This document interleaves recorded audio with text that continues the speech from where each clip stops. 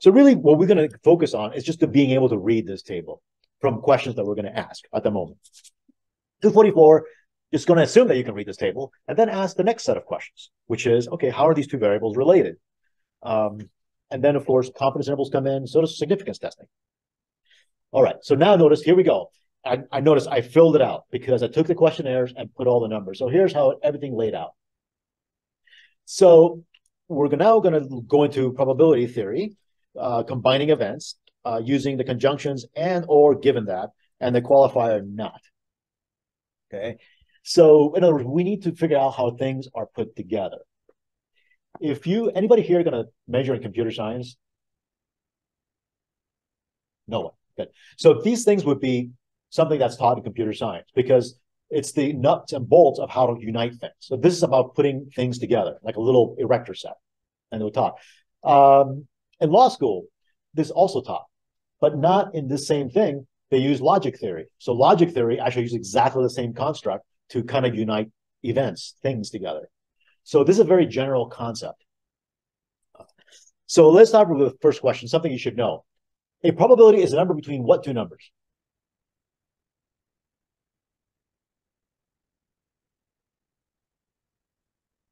That's right, 0 and 1. Do I include 0 and 1?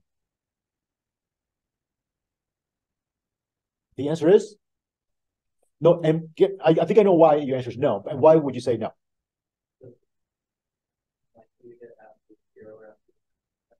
What's your chance of dying in your lifetime? Yeah, it can happen, right? We do. If you jumped off the building, what's your probability of flying off to the sunset? 0. So the two possibilities do exist and are there. If we just recognize that, yeah, that's not going to happen, or that is going to happen every single time. So yes, we include it. 0 is part of it. So probability is something between 0 and 1. That's a, so you know how the old saying is, give me 110%. It's impossible. And probability theory says you cannot give 110%. It's ridiculous. The most you can give is 100%. There's no such thing as 110%. Okay, in probability theory. All right. But now we're going to mix the two because the probability, there's two things. There's two subjects, probability theory and statistics. And this thing bleeds into both of them. So statistics is one group, is one subject. And probability theory is a different subject. Okay. They were kind of paralleling each other, but for different purposes. And so the different languages developed. So in probability theory, the sample space, so there's this thing called sample space. And you're going to see me sometimes mention this, but that's equivalent to the population. So sample space is population. Probability theory, sample space is going to the population in statistics. So in fact, population distribution, I guess. So that's what sample space is. It's just the population distribution. In probability theory, an event is an observation of some phenomena. That's all it is. So you'll all of a sudden see me talking about an event, right? But what's an event? An observation. So this is the statistics terminology.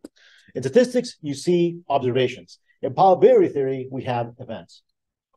So this one is probability theory, but they're the same thing.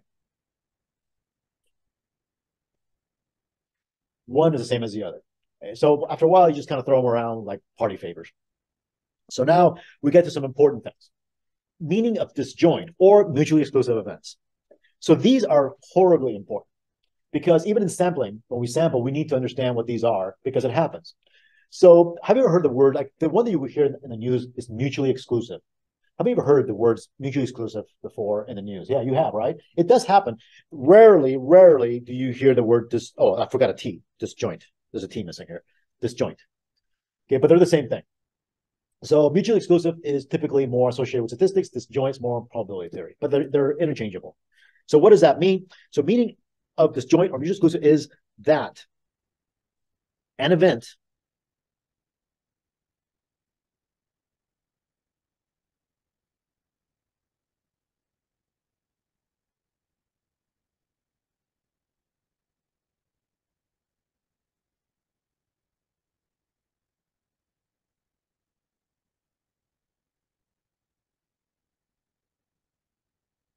right? So one event can only satisfy one variable at a time. That's all.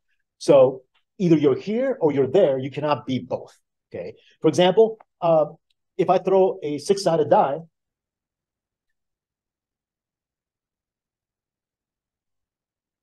right? When I throw a six-sided die, only one side can come up. Can a 5 and a 3 show up at the same time?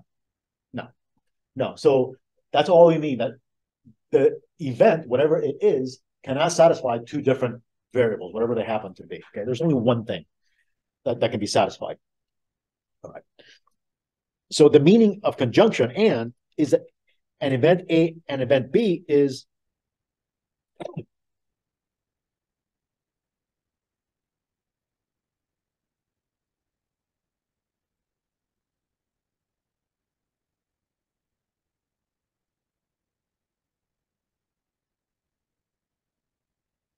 occurring at the same time. Okay, via with one observation.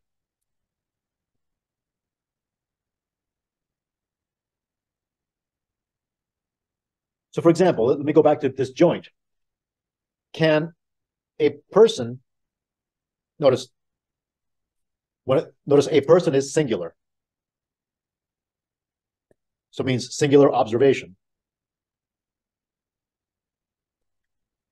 Be Democrat and also Republican in this table.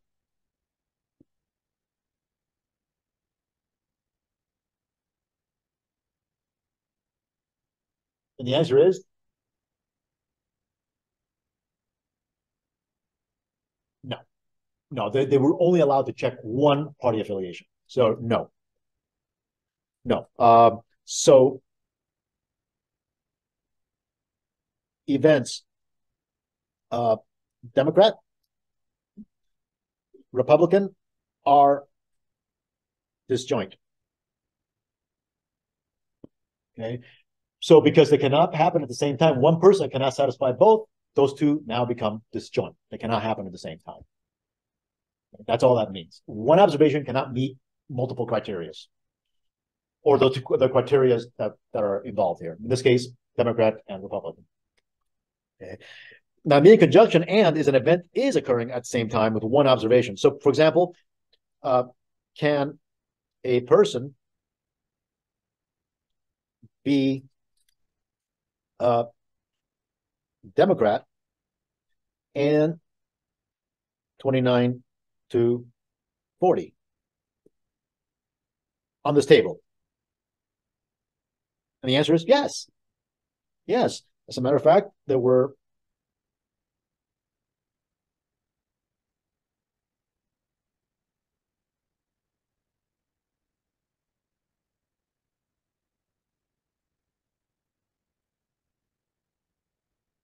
so for Democrat and 29 to 40, Democrat and 29 to 40, there were 23 people meeting this criteria.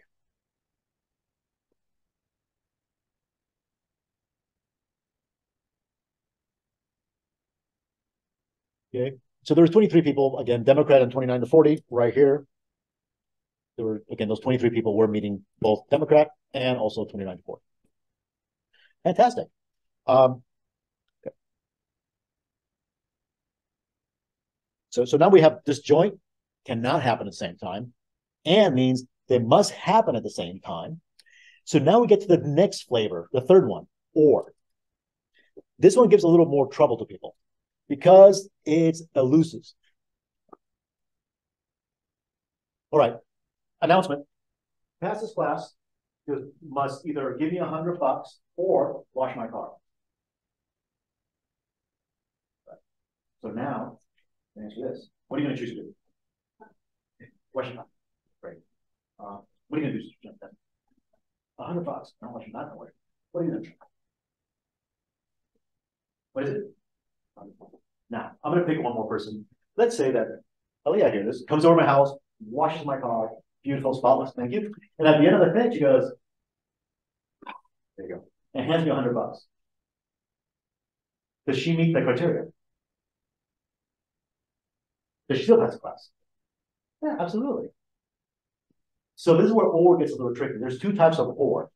In computer science, as a matter of fact, it's so weird that in computer science, In everyday language, or it's very loose, and we have some kind of, we think we know what it means, but sometimes we get into trouble because we sometimes don't interpret it correctly.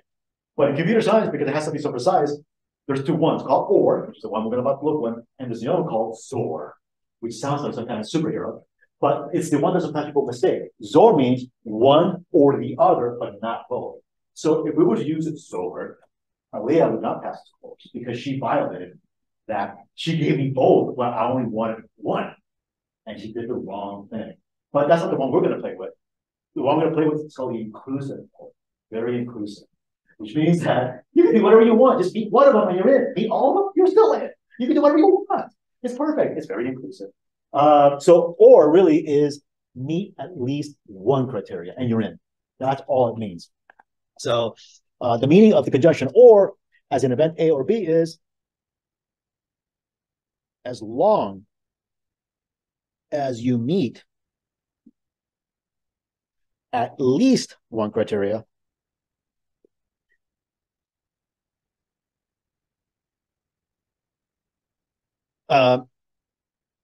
you meet the statement.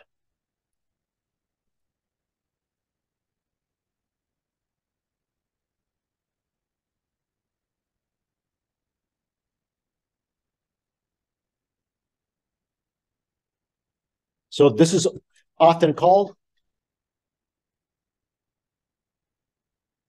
inclusive or. Okay, so sorry, often called inclusive or. Okay, meaning at least one. That's all you need to meet is one. Okay, so I'm going to do first a rough start of this. We want to do now is calculate probabilities based on the contingency tables. Okay, that's all we're going to really be focusing on. What is the probability that a person, singular, meaning a sample size of one? Okay, so you'll notice that everything we're going to discuss now is a sample size of one. So we're going backwards. In hypothesis testing, we're sampling, confidence we're sampling over and over, like 20, 30, 50, whatever. So up to this point, we've been sampling more than once. We're going to take a step back and just sample once. Okay. Chosen from that group is 18 to 28 and have no party affiliation. Okay, so the way I'm going to write this now using function notation. So the way this statement applies is this: 18 to 28 and again, I'm just going to make it small. So these statements you should write in words, but I'm going to just make it small. No party. Okay, so 8 to 24 and no party. So how am I to do this? Well, just think of that table as a die. That's all you got to think of it. It's just a giant die. As a matter of fact, how many sides are in this table? This die that's on this table, how many sides are there to this die? That's that table. Like, what's the grand total? The sides. What is it? Was it? Good guess, but no, more. Because what I want to do is connect it to a die. So I know there's individual sides. I wish I had a much more complicated looking die, but I don't. But notice, is there any reason why I cannot have a 4 here instead of a 1? Like, I could make these sides repeat, right? I could. So the number of sides is 166.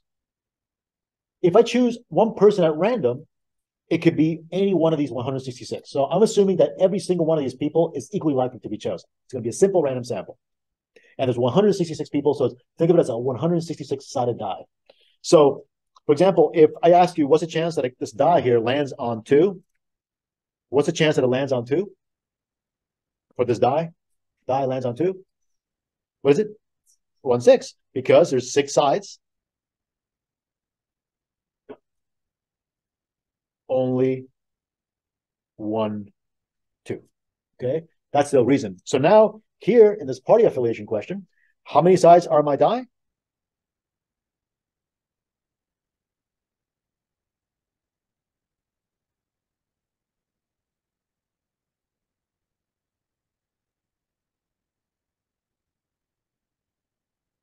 $166.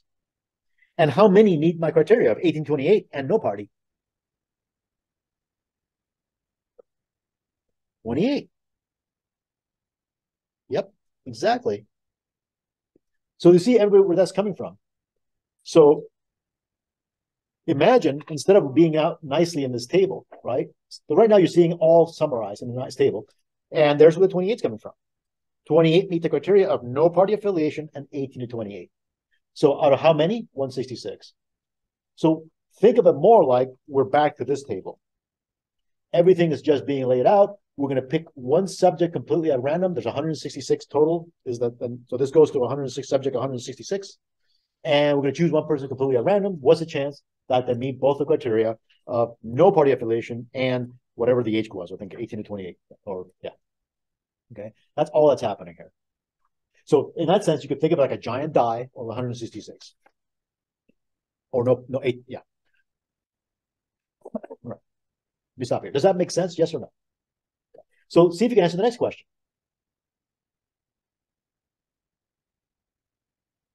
No, actually, I'll do it. I'll do it.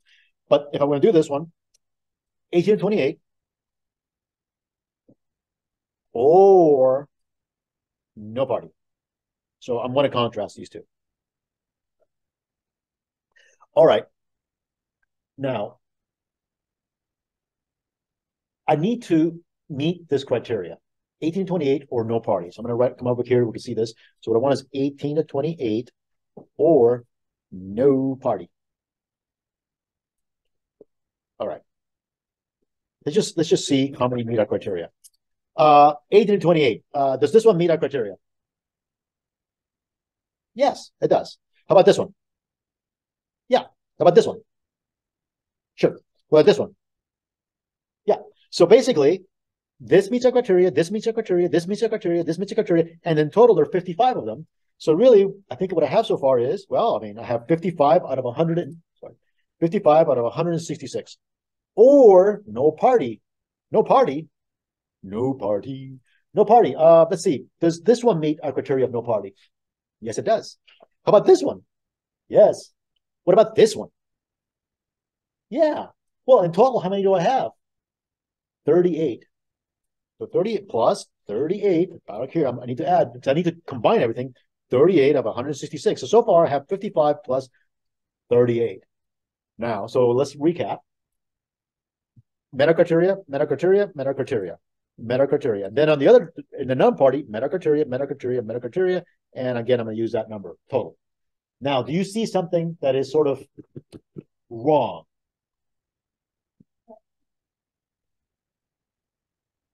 And do you think that's a problem?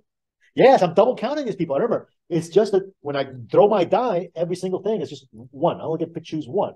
So, but now I'm double counting. So what would be the reasonable thing to do to remove this double count? Subtract what? Yes. So I'm going to come over here and subtract.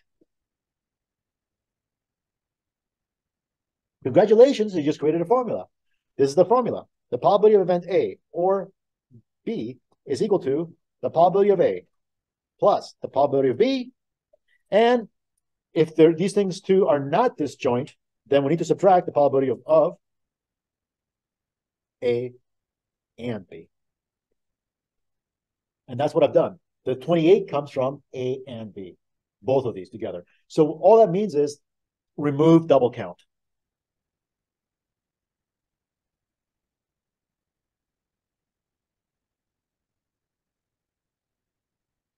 So I'm removing, the 28 has been counted twice, and I need to remove it, and that's all this means. Remove double count. So the misinterpretation here is that, or is that exclusive or. It's either this or this, but not both. That's wrong. It includes both. It's just that the way I've done it, I have overcounted. That's all that's happening. I need to remove my double count. And that's why, in a formula sense, that's the easiest thing to do. Okay. What's the other thing to do? Well, the other thing to do would have been to just go, well, add this, add this, add this, add this, add this, add this, and not worry about the margins.